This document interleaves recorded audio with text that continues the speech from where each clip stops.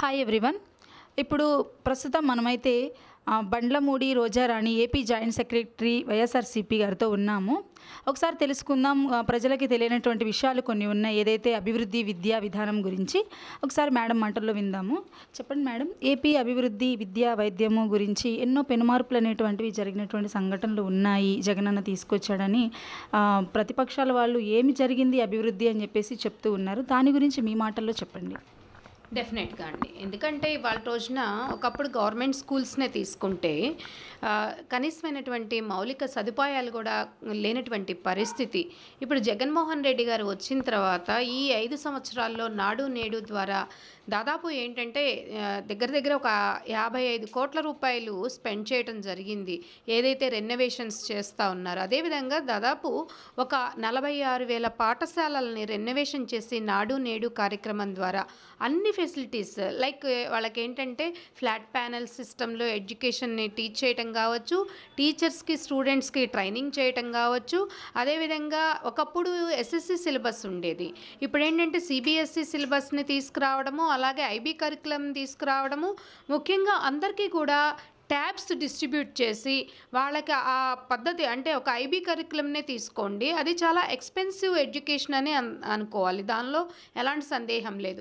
దానిలో కూడా మెళుకువల్ని టీచర్స్కి స్టూడెంట్స్కి ట్రైనింగ్ ఇవ్వటంతో పాటు అట్లా అలాగే మనకి ఫర్నిచర్స్ బెటర్గా పెట్టుకోవడం, వాష్రూమ్స్ ది బెస్ట్గా చేయడం, క్లాస్ రూమ్స్ రెనోవేషన్స్ చేయటం, ఇవన్నీ కూడా జరిగాయమ్మా. ముఖ్యంగా ఏంటంటే జగన్మోహన్ రెడ్డి గారు వచ్చిన తర్వాత పిల్లల కోసం గోరుముద్ద దగ్గర నుండి వాళ్ళ రోజు మీరు తీసుకుంటే అమ్మఒడి, గోరుముద్ద, వసతి దీవెన, విద్యా దీవెన, విదేశీ విద్యా దీవెన, అలాగే నాడు నేడు ద్వారా ఇంగ్లీష్ మీడియం ప్రవేశపెట్టడం ఒకటి. ముఖ్యంగా అందరూ తెలుసుకోవాల్సింది స్వేచ్ఛ అనే ఒక పథకం ద్వారా అందరికీ కూడా ఒక శానిటరీ నాప్కిన్స్ కూడా ప్రొవైడ్ చేయడం. ఏదైతే గవర్నమెంట్ దీనికోసము ఫండింగ్ పెట్టిందో దాదాపు 32 కోట్ల రూపాయలని పిల్లలకి ఈ శానిటేషన్కి మన సీఎం గారు ఇచ్చేయడం జరిగింది.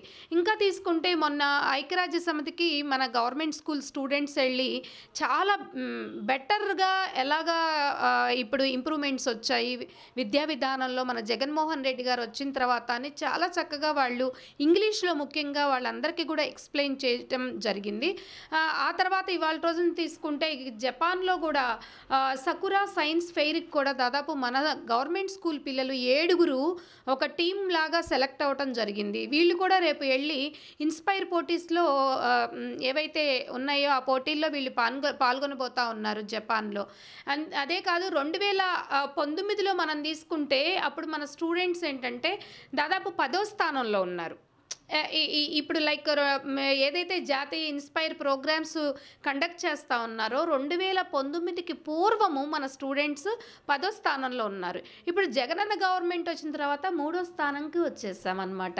ఈ ఇన్స్పైర్ ఏవైతే జరుగుతూ ఉన్నాయో అంటే ఎంత బెటర్గా ఒక ఎడ్యుకేషన్ సిస్టము మనం డెవలప్ చేసామో జగనన్న వచ్చిన తర్వాత.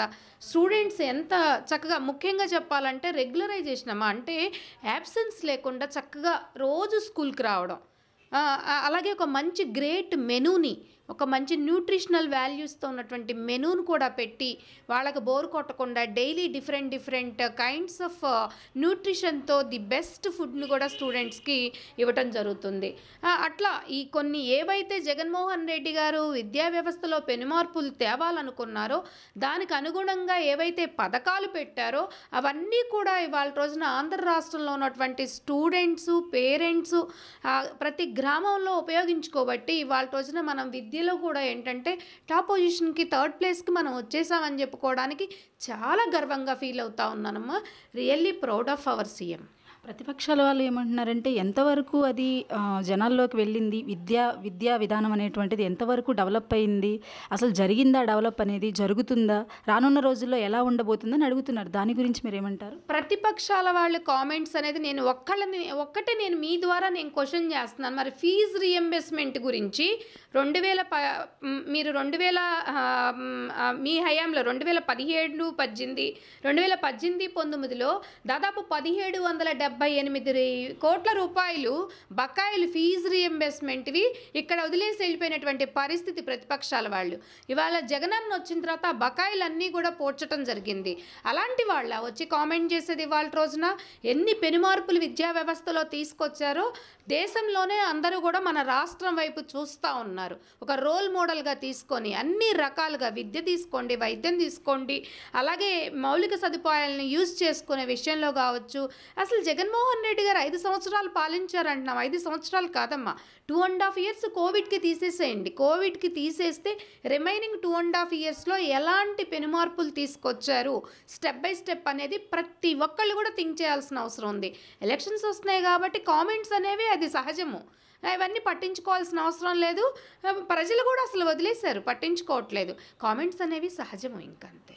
ఏపీ హెల్త్ మినిస్టర్ మొన్న ఈ మధ్య జరిగినటువంటి ఏదైతే డయేరియాకి సంబంధించి హాస్పిటల్కి వెళ్తే ప్రతిపక్షాల వాళ్ళు దాడి చేశారు, మరి దాని గురించి మీరేమంటారండి?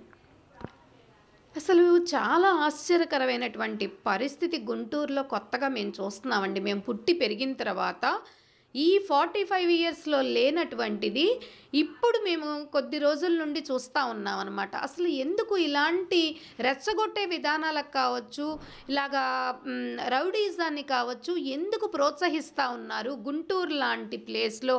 గుంటూరు అంటే ఒక డీసెన్సీకి మారుపేరు గుంటూరు.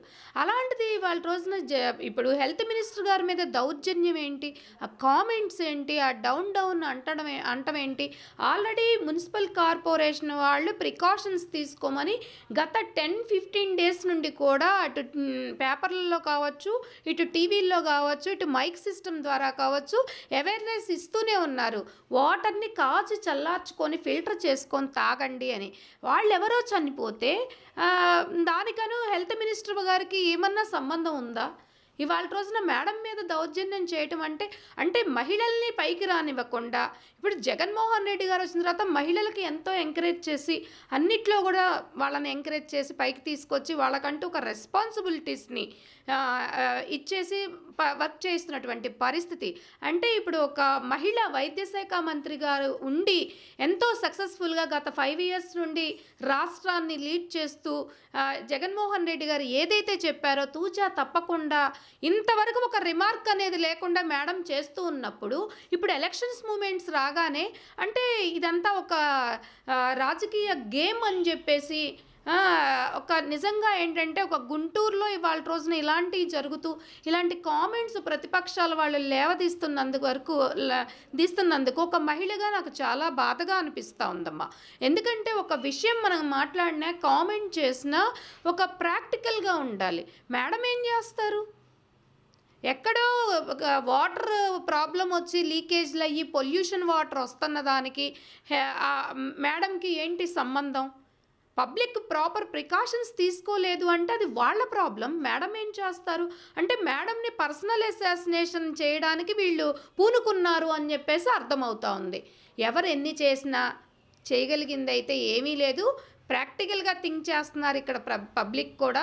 కాబట్టి ఏంటంటే కక్ష సాధింపు చర్యలను అయితే దయచేసి మీరు ప్రోత్సహించొద్దు, ఇలాంటివి గుంటూరులో లేవనెత్తొద్దు అని చెప్పేసి దయచేసి ఫ్రెండ్లీ పాలిటీషియన్స్గా, ఫ్రెండ్లీ పాలిటిక్స్గా అందరం కూడా ఎలక్షన్స్కి కూడా ఫ్రెండ్లీగా వెళ్దామని చెప్పేసి ఇక్కడ ఉన్నటువంటి గుంటూరులో ముఖ్యంగా ప్రతిపక్ష వాళ్ళు ఎవరైతే ఉన్నారో నేను దయచేసి అందరినీ కోరుకుంటా ఉన్నానండి.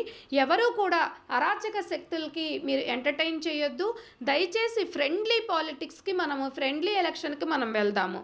కాబట్టి ఏంటంటే పర్సనల్ గడ్జ్ పెట్టుకొని పర్సనల్ అసాసినేషన్ మాత్రం దయచేసి చేయొద్దు. మన గుంటూరు పేరునైతే నాశనం చేయొద్దు అని చెప్పి నేను మా గుంటూరులో ఉన్న వాళ్ళని కోరుకుంటా ఉన్నాను.